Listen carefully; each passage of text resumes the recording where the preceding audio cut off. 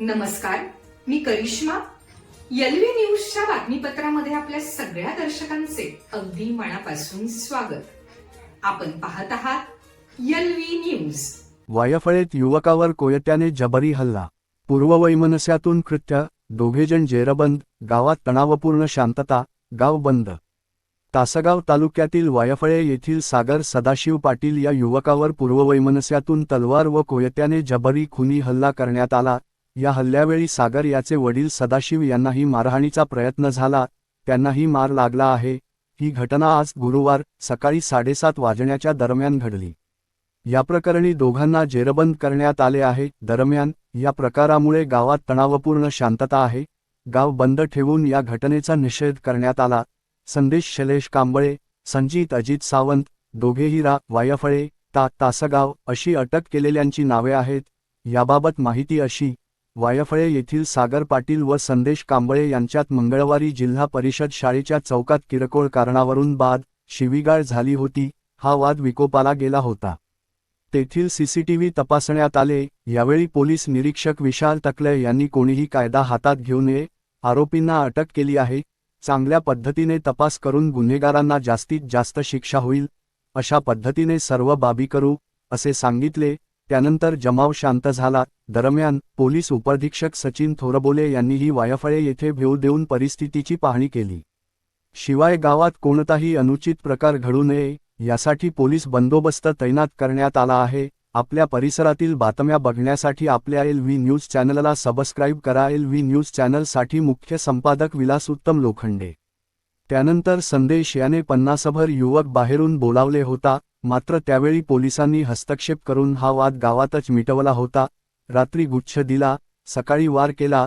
संदेश कांबळे व सागर पाटील यांच्यातील वाद पोलीस व गावातील काही प्रतिष्ठित मंडळींनी बुधवारी मिटवला होता. आज गुरुवारी पुन्हा सगळ्यांना पोलीस ठाण्यात बोलावले होते. दोघांनीही नोटरी करून यापुढे वाद करणार नाही असे लिहून घेतले जाणार होते. दरम्यान बुधवारी रात्री हा सगळा प्रकार मिटला म्हणून संदेश व सागर यांनी एकमेकांना पोलीस निरीक्षकांच्या दालनात गुच्छही दिला होता. मात्र संदेशच्या डोक्यात राग कायम होता. त्याने रात्री सागरला गुच्छ दिला, मात्र सकाळी त्याचा काटा काढण्याच्या दृष्टीने घरी जाऊन तलवार व कोयत्याने जबरी हल्ला चढवला.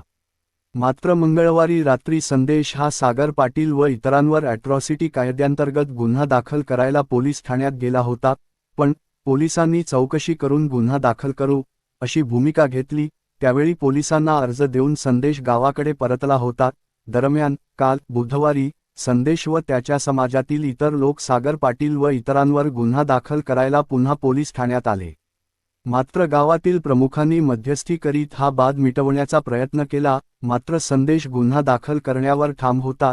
त्यामुळे मराठा समाजातील युवकांनीही आपल्या मुली पोलीस ठाण्यात आणून बाललैंगिक अत्याचार प्रतिबंधक कायद्यांतर्गत संदेशवर गुन्हा दाखल करण्याची भूमिका घेतली. मात्र त्यानंतर चर्चा होऊन कोणीही गुन्हे दाखल न करता आपापसातील वाद मिटवण्याचे ठरले. शिवाय गुरुवारी पोलीस ठाण्यात येऊन यापुढे कोणीही वाद करणार नाही अशी नोटरी करण्याचे ठरले. त्यानंतर दोन्ही बाजूचे लोक घरी गेले. मात्र संदेशच्या डोक्यात राग कायम होता. आज सकाळी तो तलवार, कोयत्यासह संजित कांबळे याला घेऊन सागर पाटील याच्या घरी तळेवस्ती या मळ्यात गेला. त्याठिकाणी घरात घुसून दोघांनी सागर याच्यावर तलवार व कोयत्याने वार करण्याचा प्रयत्न केला. मात्र प्रसंगावधान राखून सागर घराबाहेर आला. पण संदेश व संजित याने पाठलाग करून सागरवर कोयत्याने हल्ला केला. कोयत्याचा वार चुकवताना तो सागरच्या हातावर लागला. यावेळी वडील सदाशिव सागरला वाचवण्यासाठी पुढे आले.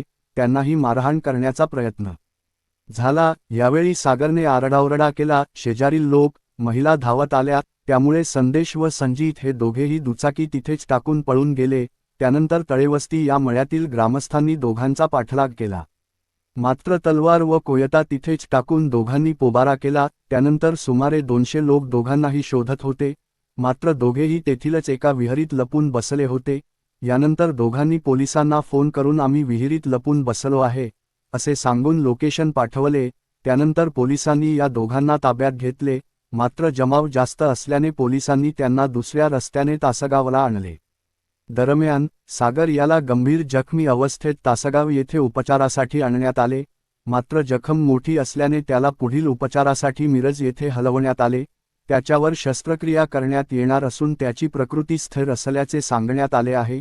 या हल्ल्यानंतर मराठा समाजातील युवक आक्रमक झाले. शेकडो युवक गावात जमले. व्यापाऱ्यांनी या घटनेच्या निषेधार्थ गाव बंद ठेवले. त्यानंतर शेकडोचा जमाव ग्रामपंचायतीत जमला.